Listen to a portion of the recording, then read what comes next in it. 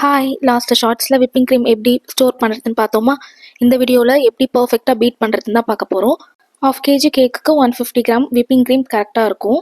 நான் எடுத்திருக்க பிராண்ட் ஃபியானோ, அதில் சுகர் கொஞ்சம் கம்மியாக இருக்கும். ஸோ அதனால் 20 கிராம் ஐசிங் சுகர் ஆட் பண்ணிக்கிறேன். நீங்கள் வேறு பிராண்ட் யூஸ் பண்ணுறீங்க அப்படின்னா அதில் சுகர் கரெக்டாக இருக்குன்னா இந்த ஸ்டெப்பை ஸ்கிப் பண்ணிடுங்க. அண்ட் இது கூடவே ஃப்ளேவருக்காக 1/2 டீஸ்பூன் வெனிலா எசன்ஸ் ஆட் பண்ணிக்கிறேன். 1 ஸ்பீட்லேருந்து பீட் பண்ண ஸ்டார்ட் பண்ணணும். ஃபஸ்ட்டு 1 ஸ்பீடில் ஒரு 1 மினிட் பீட் பண்ணிக்கணும். நெக்ஸ்ட்டு செகண்ட் ஸ்பீடில் ஒரு 1 மினிட் பீட் பண்ணிக்கணும்.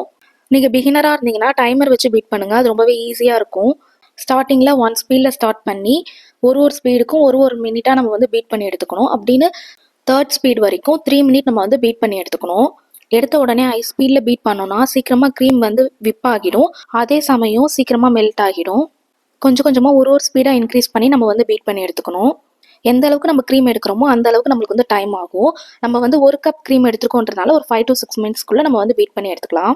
இப்போ நான் 3rd ஸ்பீடில் 1 மினிட் பீட் பண்ணி எடுத்துக்கிறேன். இப்போ நம்ம வந்து 3 மினிட்ஸ் பீட் பண்ணி எடுத்துருக்கோம் மொத்தமாக. ஸோ இப்போ பீட்டர் ஆஃப் பண்ணிவிட்டு க்ரீம் பீட் ஆயிருக்கான்னு நம்ம செக் பண்ணி பார்க்கலாம்.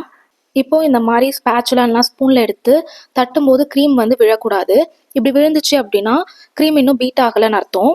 இதை நம்ம கேக்கில் ஐசிங் பண்ணும்போது மெல்ட் ஆகிடும். ஸோ இந்த ஸ்டேஜில் இருக்கக்கூடாது. அகைன் பீட் பண்ண நம்ம வந்து ஸ்டார்ட் பண்ணணும். அகைன் பீட் பண்ணும்போது நம்ம எந்த ஸ்பீடில் விட்டோமோ அதுலேருந்து தான் ஸ்டார்ட் பண்ணணும். ஃபஸ்ட்டு ஸ்பீட்லேருந்து ஸ்டார்ட் பண்ணக்கூடாது.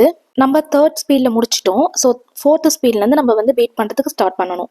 இப்போ 4th ஸ்பீடில் ஒரு 1 மினிட் பீட் பண்ணிகிட்டு இருக்கணும். பீட் பண்ணிவிட்டு 5th ஸ்பீடில் பீட் பண்ணும்போதே க்ரீம் வந்து திக்காகும், ஸ்டெக் ஆகும். நம்மளால் பீட் பண்ணவே முடியாது, கஷ்டமாக இருக்கும் பீட் பண்ணுறதுக்கே. இப்போ க்ரீம் வந்து செக் பண்ணி பார்க்குறோம் ஸ்பேச்சுலாவில் செக் பண்ணும்போது க்ரீம் விழவே கூடாது. இதுதான் கரெக்டான ஸ்டேஜ். நம்ம பவுலில் இப்படி தலைக்கீழாக கவுத்தா கூட க்ரீம் வந்து விழக்கூடாது. அப்போ தான் க்ரீம் வந்து சூப்பராக பீட் ஆகிருக்குன்னு அர்த்தம். கேக்கில் நம்ம வந்து ஐசிங் பண்ணும்போது பர்ஃபெக்டாக இருக்கும். இந்த வீடியோவில் ஏதாவது டவுட் இருந்துச்சுன்னா கமெண்ட் பண்ணுங்கள்.